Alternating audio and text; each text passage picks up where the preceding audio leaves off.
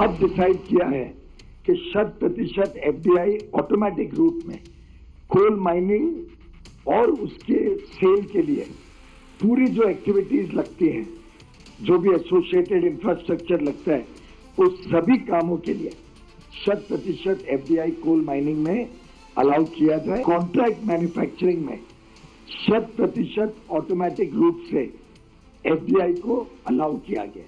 अभी तक जो कंपनी खुद मैन्युफैक्चर करती थी उसको तो 100% एफडीआई अलाउड था, लेकिन वो थर्ड पार्टी से कॉन्ट्रैक्ट मैन्युफैक्चरिंग कराती थी तो वो अलाउड नहीं होता था। कल्पना अभी भी वही है कि 30% से ज्यादा लोकल सोर्सिंग हो, लेकिन उसकी गहराई में जाने के बाद कुछ कमियां जो दिखी, उन कमियों को निकालते हुए इस रेजिम को और सुविधाजनक बनाएं। तो अब ये तय हुआ, it has been decided that all procurements made from India by the single brand retail trading entity for that single brand shall be counted towards local sourcing, irrespective of whether the goods procured are sold in India or exported.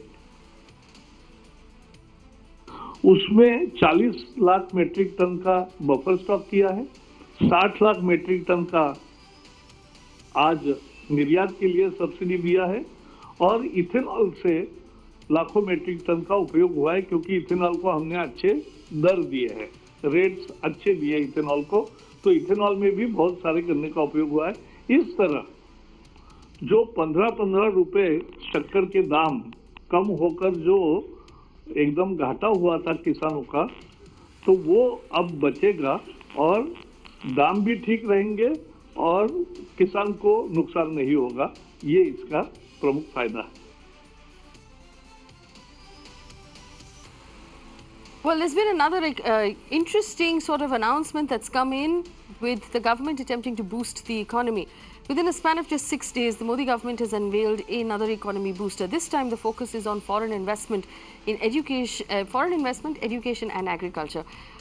It's also, the government has tried to address the pressing issue of job crisis. Now, before we head to our panel, this is the major takeaway of what has been announced. 100% foreign direct investment, or FDI, allowed for contract manufacturing and coal mining. 26% foreign direct investment will be allowed in digital media.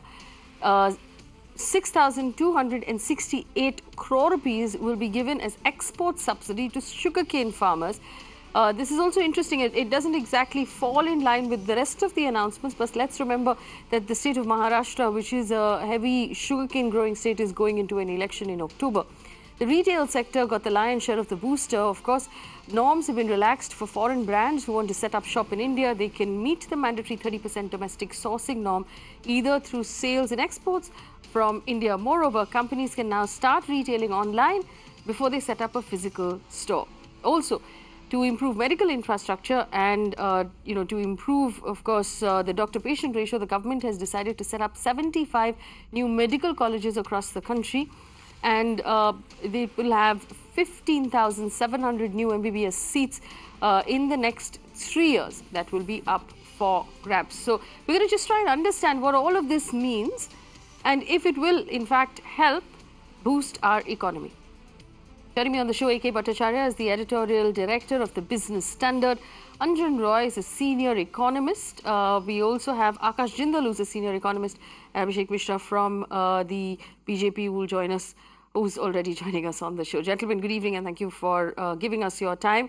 Mr. Bhattacharya, if I may please start with you. Good evening to you. Do you believe that this is what the doctor ordered for our economy? Because the problem is of consumer demand. Will these announcements help in easing that problem? Well, to be honest with you, this is a package that essentially encourages more foreign direct investment into the economy. Now, this may have a positive impact on these sectors in the sense that foreign capital would come in, attracted by the relaxed norms. But whether they lead to a consumption boost or whether it means more people consuming more stuff and therefore it creates a positive impact on growth, to that extent, one is not sure. Yes, in the long run, I do think that easing foreign direct inflows and the norms, they do have a positive impact on the overall sentiment in the economy and also the capital need of the economy. Don't forget that the Indian private sector as well as the government are actually not having enough capital resources to invest, nor are they willing to invest because demand situation, situation allowing foreign capital to come in with easy and norm makes sense. Right. We seem to be having a problem with that connection, Mr. Bhattacharya. I'll just come back to you, but I understand what you're saying. We'll also bring in Mr. Anjan Roy, who's a senior economist. Mr. Roy, we had this conversation yesterday and the day before that, where you talked about how the announcements made so far, but perhaps not enough. What about this additional announcement? Do you see it as any sort of a booster other than just sentiment?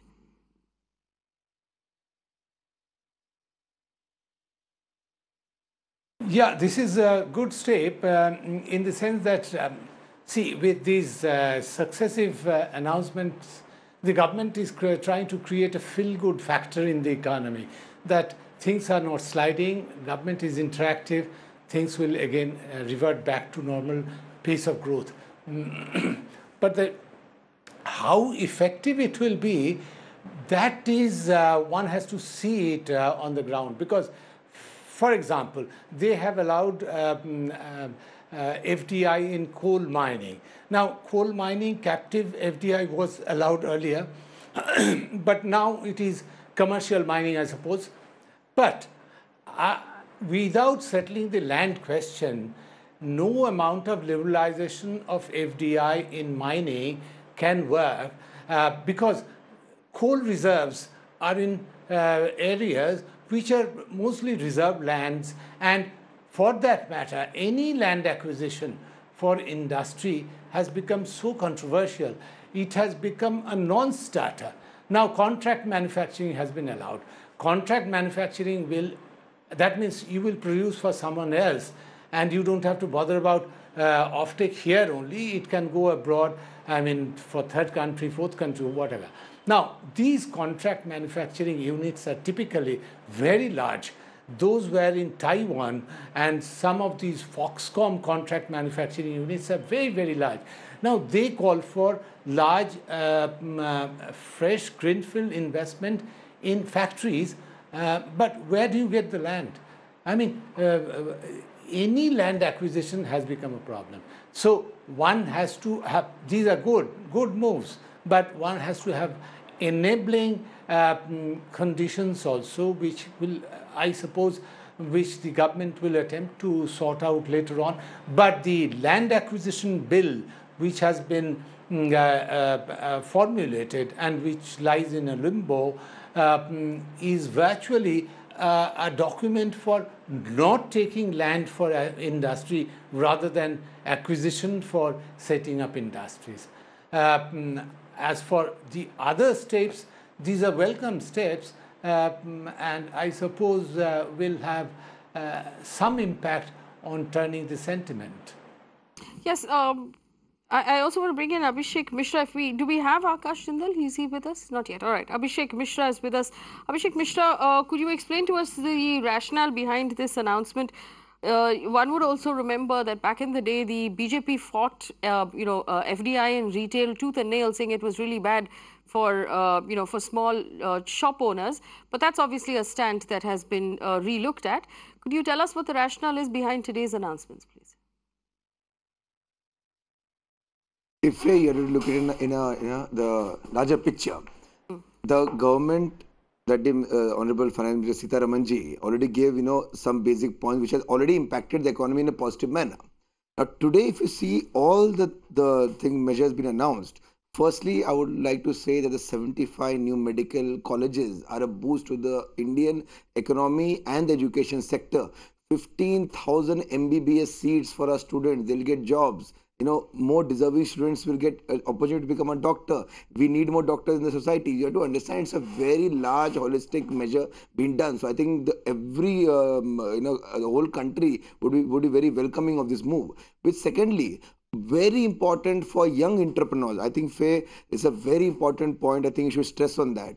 For the young entrepreneurs, today government has said it, even if you have only a single brand and don't even have one real shop, meaning a motor and a brick shop, but you are an online shop, you can, you'll get your license, you can start doing a business. I think it's a major boost where young entrepreneurs find it difficult to, as you said, land, to purchase a shop or put it on rent. So just, if they're an online brand, they can do all the activities and in a legal manner. They don't need first the rule was they needed at least one shop in a real place. But now, if it's the only online brand, I think this is the major boost for young entrepreneurs. So it's one of the demand that, we cannot, put a real shop, give us an online. Thirdly, with regards to you are a media person, 26% FDI allowed in digital media. Faye, do you understand the importance of that? Digital media is growing. Even your Times network is growing digitally. So 26% FDI and digital media will give boost to the entire media sector, will give boost to people who are creating content on digital media. So right from new MBBS seats to opening up, licenses only for people who have, brands online, to opening a 25%, foreign investment into digital media. I think overall it's a very holistic and very well thought out boost to the economy. And as after the first boost to economy where surcharge was removed and GST was simplified and many other things were done by the government and the stock market rose, economy rose, everybody appreciated. I think after this boost, we'll see definitely the economy, going surging ahead and we, becoming the fastest growing economy in the world. Right. So let me just hazard a question before the panel, please. To all of this was the lack of consumer demand, which meant that 5 rupees biscuit packets were not selling as much as they were selling last year, because people are now having to think twice before spending 5 rupees on a packet of biscuits. And this is the lowest part of our pyramid that doesn't have 5 or 10 rupees to spend on biscuits for their children. The sales of soap, shampoo, detergent, underwear, banyan has dropped across the country. The sales of white goods, TV, washing machine, refrigerators dropped across the country.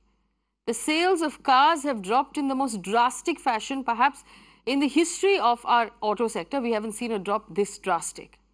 And of course, we know where real estate and infrastructure and the textile industry and the all of the job creating industries are. So it's just as well for Abhishek Mishra, and it's his job really to come onto the show and say this will boost the economy. But we have to be very clear about what the problem is and what we're solving. So let me take this back to my panel. Mr. Roy, do you believe that we're solving the problem here? Because when we say we're opening it up for FDI, we also have, they have to be investors, foreign investors who are willing to come in and take part in the Indian system, which is known right now for not being a very easy system to participate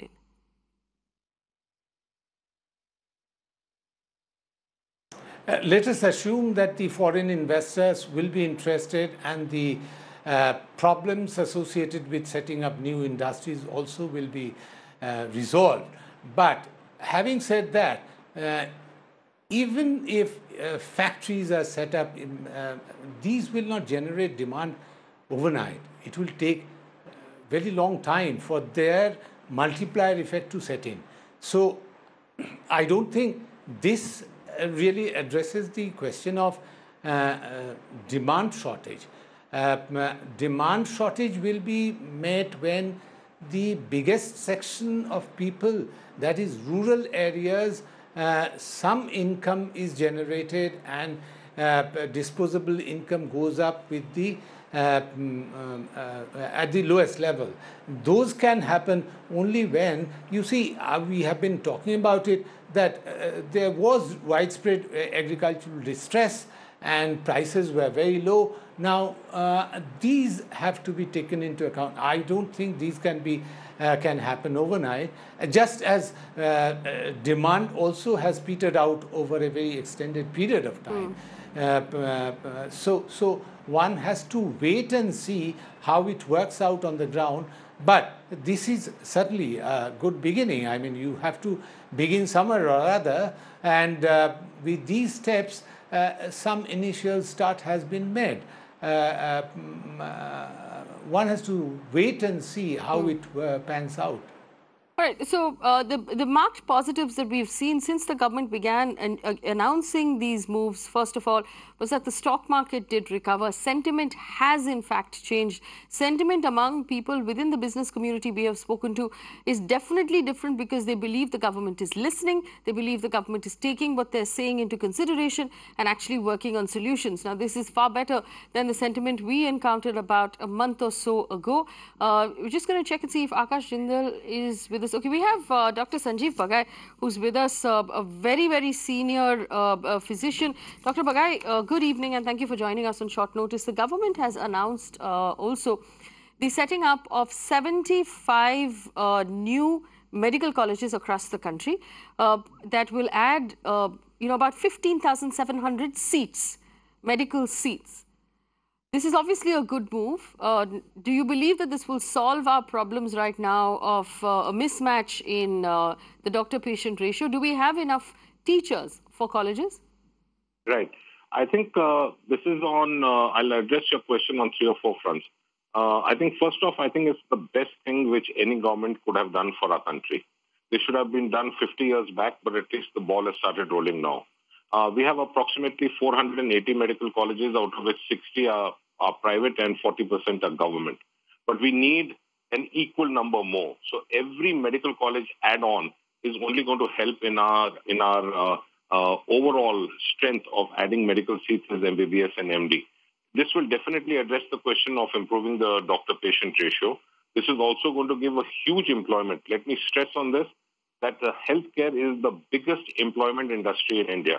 This is going to help a great deal in adding on and giving job opportunities to a whole host of manpower, being both skilled and unskilled in administration, clinical, non-clinical, and paraclinical. This is going to improve the overall clinical outcomes and give an outreach program into areas where the medical facilities are still not available. It's 100 and 100% marks to the present government. It's fantastic. Well, Dr. Bagai, thank you so much for joining us and giving us that perspective. Dr. Sanjeev Bagai giving the government 2 thumbs up and 100 out of 100 on the decision to announce and to build 75 new medical colleges across the country. Akash Jindal, senior economist, joins us as well. Akash Jindal, I know that this announcement came in at about 7 o'clock this evening, so we haven't had as much time to perhaps look through it as we would like to. But would you also, give the FDI announcements a 2 thumbs up?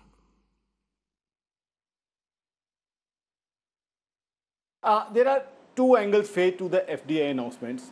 Now, firstly, I have always been supportive of FDI, and yes, I would say at the outset, FDI is something which we need, and if we get the FDI, it would mean more jobs for us. That is something which we want. It would more taxes for us. More taxes means lesser deficit. That's what we want. Higher GDP growth. So at the outset, I would welcome FDI. But there are 2 angles which I would like to see. One is giving permission to FDI. Second is how much FDI do we get in this. So I think, yes, we are giving permission to FDI. Now the government also has to see how much FDI do we actually get in, because these are times of global recession. US-China trade war, the way things are going globally. So I would be curious to find out how much FDI we get in. Secondly, there's a small mention about FDI retail, some changes.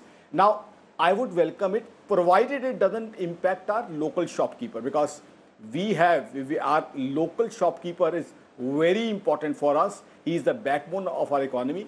Otherwise, overall FDI, if we can get it, if this government can get FDI, it's a very, very welcome move. And the best thing about our current government, what I've liked it, this government listens, hears, responds.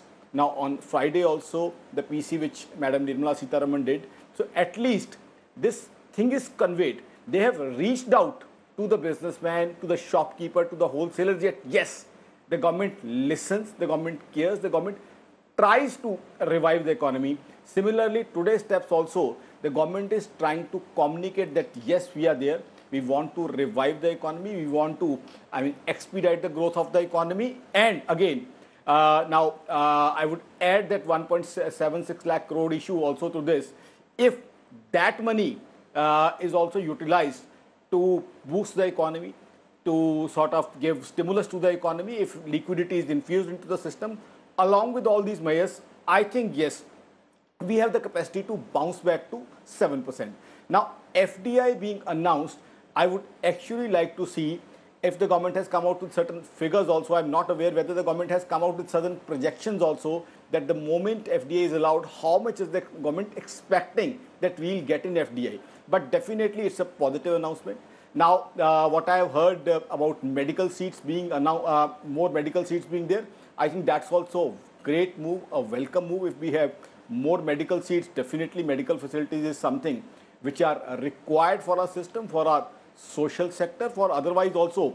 I mean, we don't have that sort of doctors which are required in the country. So I think government is going in the right direction, and the government is conveying to the various constituents of the economy, be it a businessman, be it a trader, be it a shopkeeper, be it an analyst, be a person who is involved in stock market, be a person who is a developer or dealing with real estate, that yes, the government listens, the government cares, the government tries to resolve your issue, and the government tries to reach out.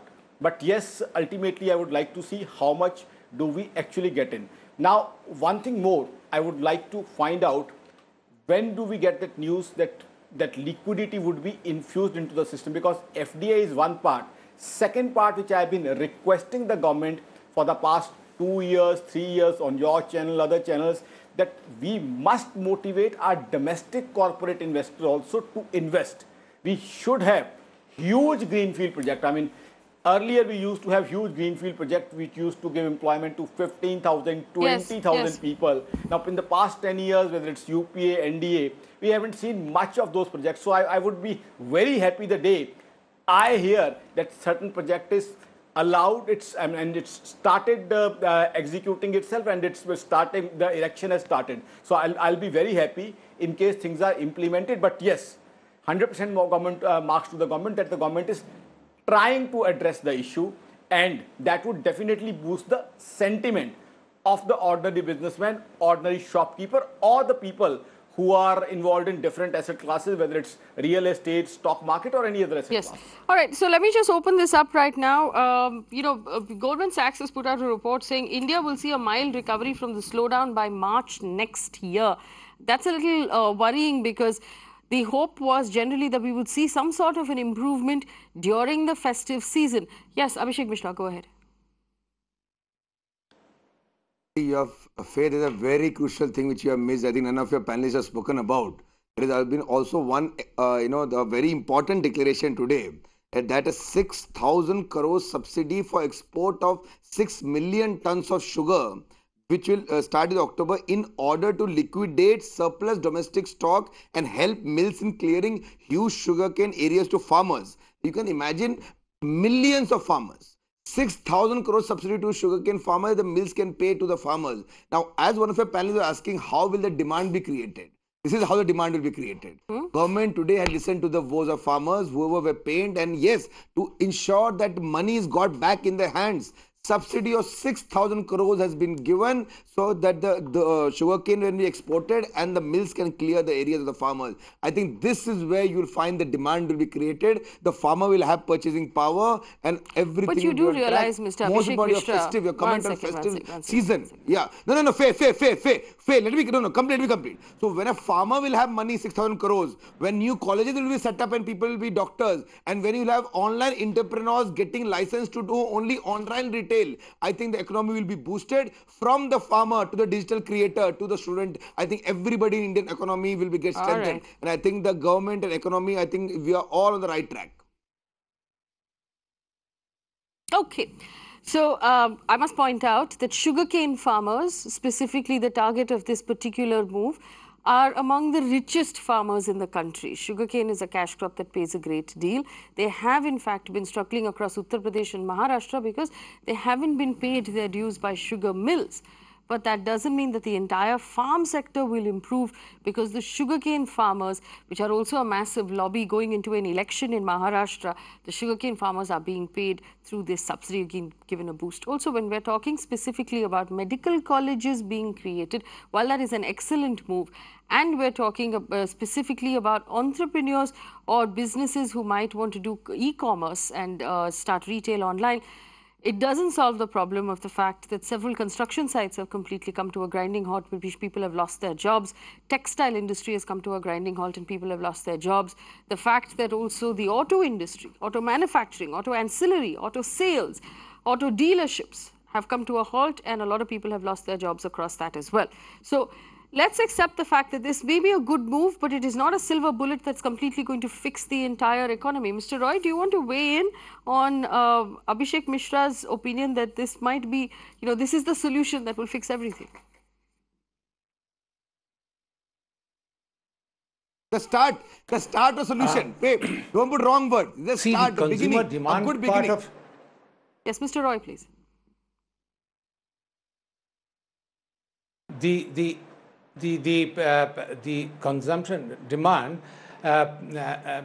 was until lately was being driven by informal credit, and those informal credit channels have dried up. Many of these goods, for example, consumer durables, white goods, and particularly automobiles, those were driven by these finance companies. These finance companies were driving auto sales. Now, those have clogged up following the ILFS and other problems with NBFCs. So, rehabilitation of the non-banking financial companies and informal financing channels is very important for creation of demand for high-value industrial products. This is one thing. For the for fast-moving consumer goods, FMCG sector, like as you mentioned, shampoos to biscuits, these are will depend on the turnaround in agricultural cycle. Maybe that will start from the next harvesting season. I mean, October onwards will be the next harvesting season, and when the return flow of funds come into the rural sector, their demand will go up. So, I mean, these are self-correcting cycles, and even otherwise, we can hope to see some turning around by the end of the year. The problem was that for a long time, income generation in a large part of the economy was very sluggish. Now, that has to be looked into, and ways have to be found out. That is one aspect. The second aspect is that while we are talking about foreign direct investment, typically of the whole amount of investment, only just about 2% used to come from foreign direct investment. The rest of the investment in Indian economy comes from domestic investors, domestic industry, domestic industrialists. Now, we have to look into that also. Why is not that is not happening? For example, I see some reports that industries working at 75% of capacity. Now, unless industries' capacity utilization goes, when industrial units feel that there is scope for fresh investment to capture the market, fresh investment does not come. So it is it's a cycle once again. I suppose once the income generation cycle goes up, once NBFCs and credit channels are declogged, demand will start rising once again. It's only a matter of time. Into ways of encouraging informal financing and informal sector. I suppose the other thing was, these are all effects of a little too hasty implementation of very large tax reforms and also formalization, attempts at formalization of the Indian economy. Informal sector was is a very vibrant sector of the Indian economy, and if you want everything to be formalized too fast, Yes. then maybe Yes. what is called the animal spirit of entrepreneurship dies out. Yes, Mr. Roy. I have someone on the phone line. Yes. Most necessary. Yes. I have Sainath on the phone line from Pune who has a question. Sainath, go ahead. Yeah, basically, the objective of the program was to look at whether measures are having an immediate impact on the economy in the next 1 or 2 years. All the announcements by the government are in good spirit and are for the medium-long term. Medical colleges will take 3 years. Doctors will pass out after 5 years, so it will be 2028-29 when the doctors will come. Sugar is for the next harvesting season because the 162 tons, which the minister said, is going to be effective from next October, next January. All the measures, the FDI investment is going to take root or going to take shape, and if somebody comes from abroad to invest, establishes a big project, gets the land, generates employment, it's going to be 4, 5, 6 years. I don't see any immediate action being taken by the government. Even the share market has not responded, as unlike what I'll answer it. I want to answer this question. That the share market has immediately responded.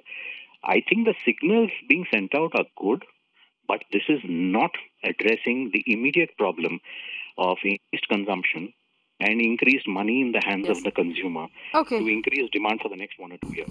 That's a good question. Akash Shindul, do you want to answer that? I want to answer that question. Go ahead. I want to answer it, Faye. Yeah, I want to answer it. See, firstly, let me inform Mr. Sainath that for business, for commerce, for economy, sentiment is very important. So let me inform you, sir, this would definitely boost the sentiment. And sentiment is something which matters in all asset classes, whether it's stock market, whether it's real estate. Stock market, we have your decent jump of also of around 800 points, I would say, as an economist in the Sensex. But there's one thing, Faye, where I would like to hear from somebody from the government. Now, what the government has done, whether it's Madam Nirmala Sitharaman's PC or announcements of today, these are more of procedural announcements. We wanted some financial stimulus also. Financial stimulus or financial benefits in the sense like GST reduction, which could have immediately increased the demand because Indian market is very price sensitive, or something like liquidity infusion or some scheme wherein banks could have disbursed money like to good developers, genuine developers who are constructing and delivering, or to industries who have a good reputation, good track record, have been returning money. Because what does the system need now? As of now, we need money. Like in Hindi, they say, पैसे का काम तो पैसे से होगा. This would definitely boost the sentiment. This would definitely communicate to the businessman that government is listening, government is responding. But what we wanted right now, the way the economy is going, and now we are expecting GDP data on 30th August. Maybe it's perhaps 5.7%, 5.6%. Global economy is badly down. Things are not improving. So what was required was, apart from the procedural announcement, liquidity infusion and financial benefits.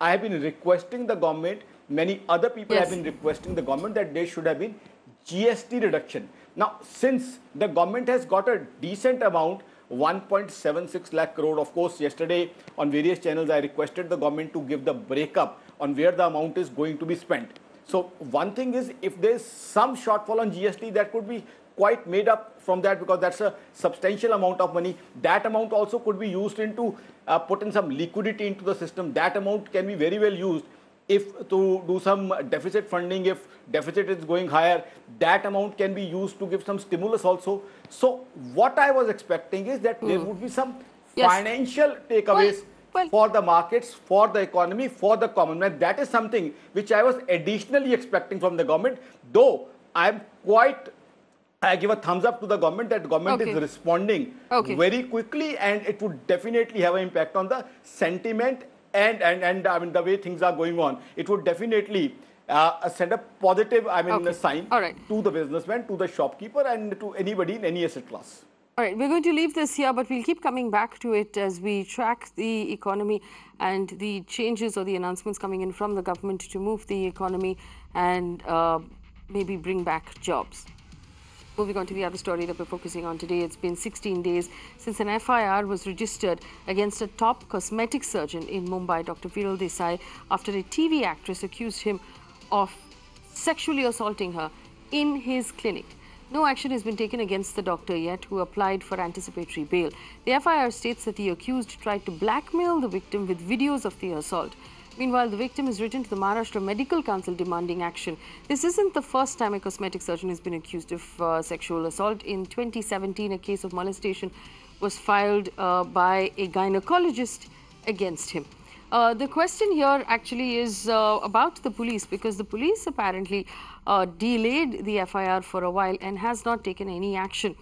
Joining me on the show right now, Satish Agarwal is the advocate representing the victim in this case.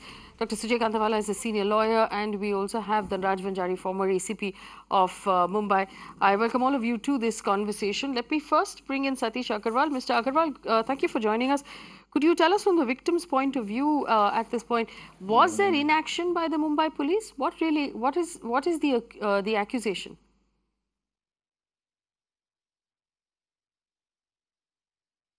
The day the incident had taken place, the she contacted me about the incident now. Then I suggested her to visit the concerned police station and register FIR.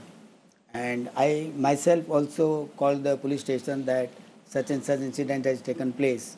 You know? So as soon as she comes, kindly help her out and register FIR.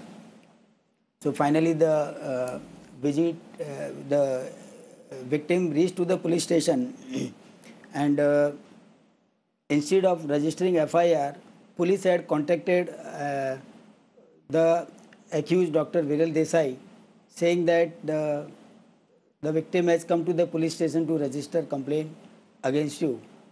So in that case, what Dr. Viral Desai did, he sent his advocate to the police station, and after reaching his advocate to the police station, the accused advocate was trying to convince the victim that not to register FIR, otherwise she will fall into some legal complications.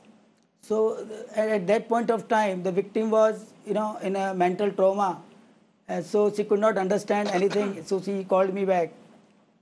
Then the accused advocate wanted to have a personal meeting with me. So after a lot of insistence, I decided, okay, let us meet. So on the same day night, urgent meeting was called in my office. The victim was also called. Victim was also present in the office. And after coming over here, the advocates, Mr. Manish Acharya, the advocate for the accused, requested me that I should convince the victim not to register FIR against the Dr. Viral Desai. Then I said, since it is the heinous crime committed by Dr. Viral Desai, the FIR has to be registered. There cannot be any compromise in this. Then he said, if doctor comes and tender written apology to the victim, that is the only solution. I said, oh, that is not the solution at all. And somehow, But one second, Mr. Agarwal, let me just understand this. I just want to understand. It has been 17 days since the FIR has been registered. Yes. But we understand that the police has taken no action whatsoever. Is that true? Yes, true. As the police, the job of the police after registration of FIR, the police should have gone to the spot of the incidents and confiscated the DVR, because the CCTV footage are available as evidence that shows the presence of the victim at the time of incidents in the clinic of Dr. Viral Desai, which the police did not do. Police should have, after preliminary inquiry, it is the job of the police to arrest the accused and confiscate his mobile phone, because the mobile phone, almost all the evidence were available. But now we do not know why the police have not confiscated his mobile phone. And this DVR CCTV footage also collected by the police after the 7 days of the FIR registration. So there is an inaction of the police. you know. And it is good that another quick question for you, Mr. Agarwal. Yes, but I do not know what. Did the doctor also receive anticipatory bail? Was that before the FIR was filed?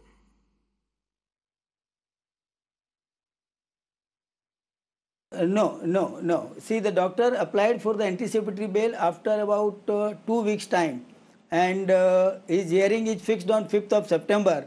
However, the court has directed no coercive action against him. But after the registration of FIR for 2 weeks, doctor was absconding from his clinic. He was not sitting in his clinic. So it was the job of the police to trace him out and arrest him.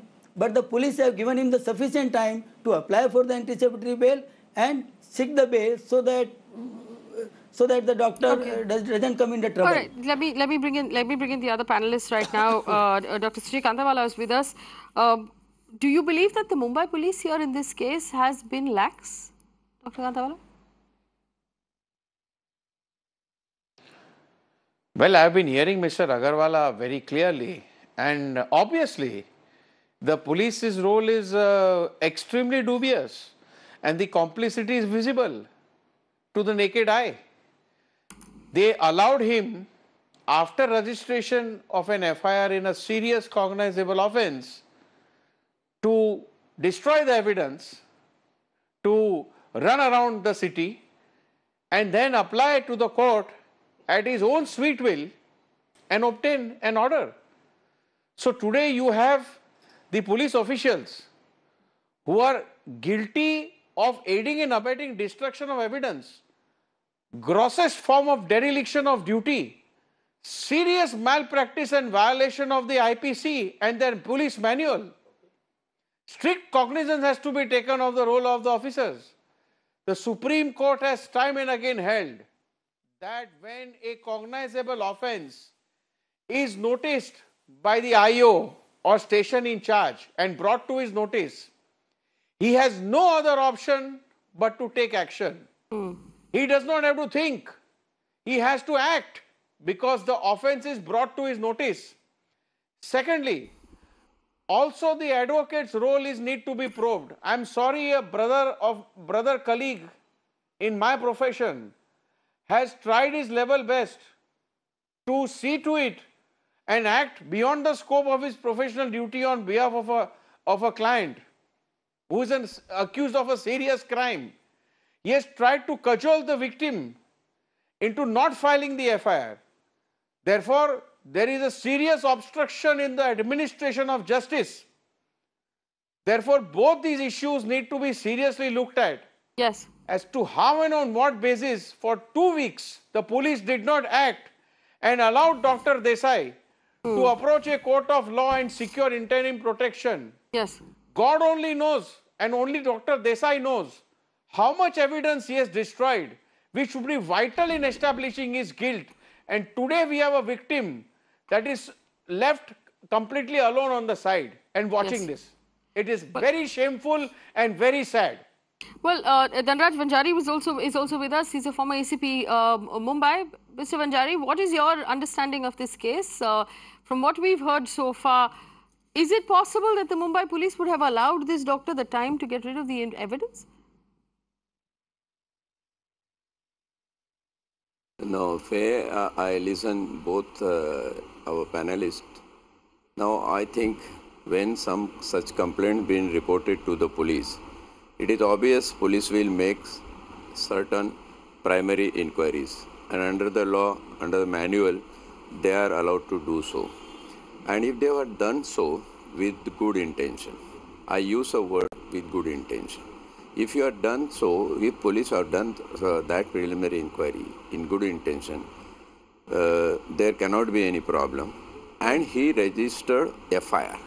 Case has been registered. Now, there are two dimensions. When case has been registered, the arrest of the accused is not mandatory unless and until you require his custodial interrogation or recovery of the property at his instance. In this case, police have not arrested so far. This one dimension I can understand. It can be legally justified in the court of law tomorrow. But second thing, that police failed to go on the spot to make Panchanama, to apprise the evidence available, that is digital evidence on the area. All these things can be called as a lapse in police. But as Mr. Kantawala said, police need not to think, they have to act. I differ with him honorably and say that if police will not think, there will be a wrong cases being registered. If somebody goes to the police station and makes allegation that this and this person has outraged my modesty or done something wrong with me, have sexually assaulted, abused or anything, any allegation like that, prima facie, police have a binding to find out whether the prime fact of the case is true. And I think in this case they have found it and they have registered FIR. Now, one more dimension in this case I find, Can I come in? Advocates are officers of the court. I also practice. Advocates are officer of the court. What business advocate has to go to police station? Here Mr. Agarwal has rightly done the thing that he advised his client to go to police station and lodge FIR. According to his version, he has not visited FIR. But the advocate who visited FIR on behalf of doctor, who visited police station on behalf of doctor, has certainly done something wrong professionally. He is not supposed to do that, what he has done over there. Okay.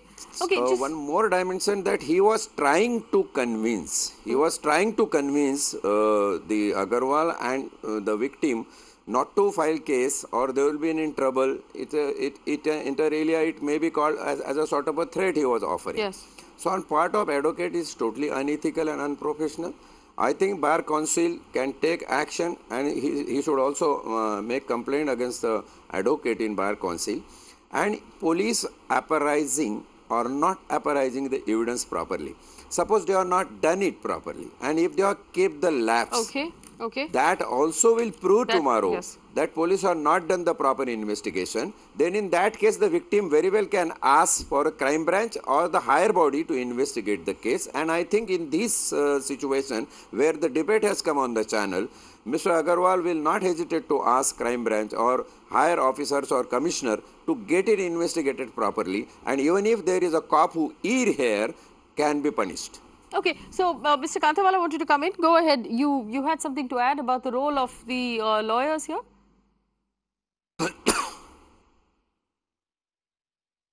Yeah, Mr. Vanjari said that he is perhaps giving the benefit of doubt to the police over here. But one thing is very important. He said that the police have to think. Tell me, this is a situation where a woman comes to the police station all alone, tells the police that the most grossest form of abuse has happened on her. So the police is now going to think, after listening to her, do you expect the police to think? Are we in that kind of an era where we have a Supreme Court judgment which says that the police has to act immediately and respond to the notice of the cognizable offence?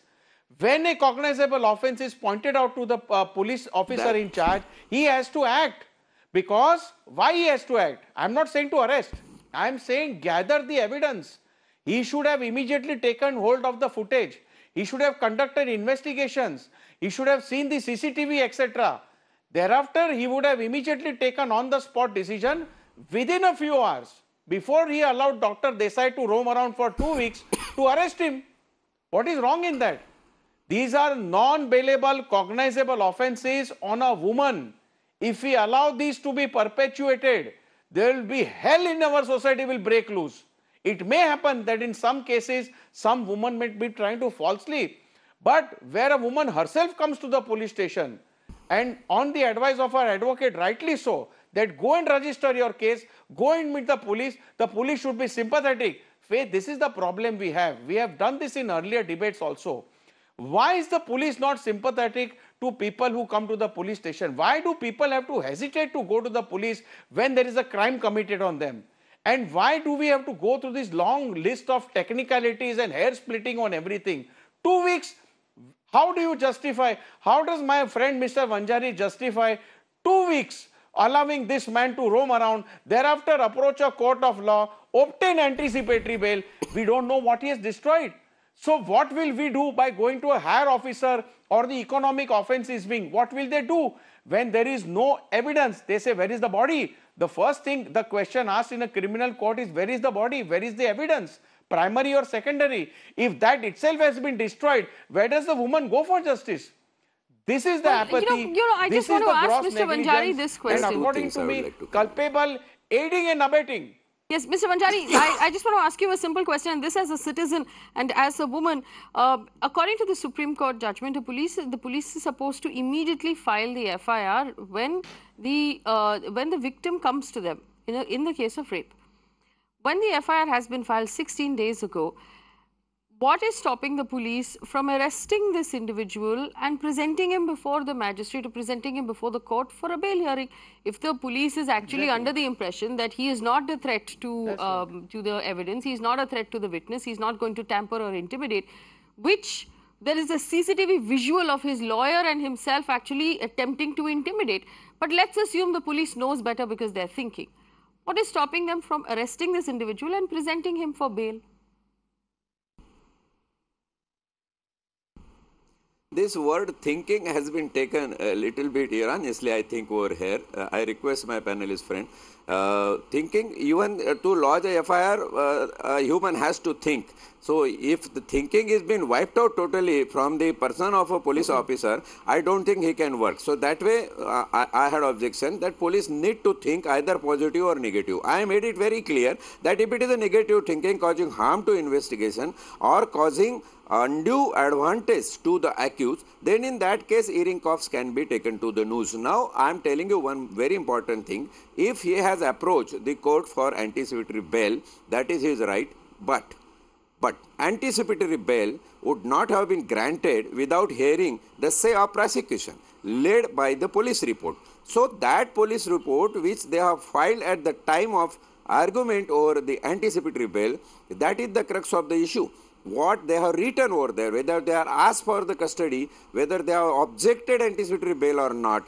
And I think unless that point is clear, which is not clear to me today because I am not personally aware of this case. So let me just get that point from Satish Agarwal. All right. Clear that yes, police are... Yes, let me just get that point from Satish Agarwal. Mr. Agarwal, go ahead. Yes. My very basic question is whether police have arrested the accused on the spot or not. But the very important question is what prevented police to collect the evidence from the spot? As the retired ACP Sahab has said, the police has to think, conduct the preliminary inquiry, gather the evidence, and then only arrest the accused. But my question, very simple, what prevented police to gather the evidence from the spot immediately? Number one. Number two, the victim was made to sit several hours in the police station to register the FIR. When she called me, the police station duty officer has said, night duty police will come and register FIR. Then I lost on the police, and then the police was not listening to me. Then I had to make a call to the DCP Sahab of our zone. And after the DCP made the call to the senior inspector of police, the FIR was registered. So one can always have the apprehension. What was the interest of the police to delay the FIR and made me to call DCP? It's good that the victim contacted me. What would have been happening with the layman or laywoman? That's a very good point. Sujay Kandawala, and the procedure of registering FIR. Yes, Sujay ji, go ahead. And to add, Faye, to add to what Mr. Agarwal just said, you remember in the opening statement, Mr. Agarwal told all the lakhs of viewers who are concerned and hearing this debate that when the victim narrated her case to the police officer contacted Dr. Desai. The police officer contacted Dr. Desai. Therefore, his advocate came into the picture and then tried to interfere with the process. Isn't this serious? Doesn't this require a serious discussion and action on part of the competent authority, the senior officer? What business had the police officer who was registering the FIR or hearing the victim to call the culprit, the accused? Yes, Mr. Agarwal wants to add something. Mr. Agarwal, go ahead very quickly.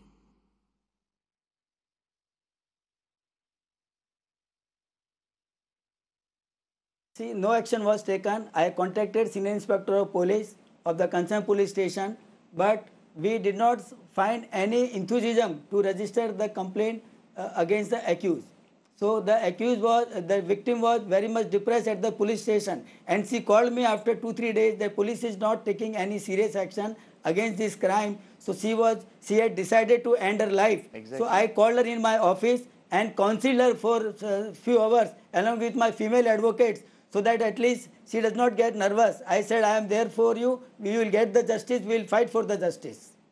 All right, we're going to leave this here and we're going to continue to track this. Of course, we also appeal to the seniors of the Mumbai Police Commissioner, Mr. Sanjay Badwe, to take cognizance of what is going on here. If there has been, and there seems to be, given the story that the victim's lawyer is telling us, and this visual that we can see right now, there seems to be a fair amount of laxity on the part of the Mumbai Police, and that is something that would concern us all. So we appeal to the government and to the Mumbai Police to pay closer attention to this case. 16 days is a long time to go without collecting evidence and beginning an investigation in a case of rape. I thank my panelists for joining us on this show.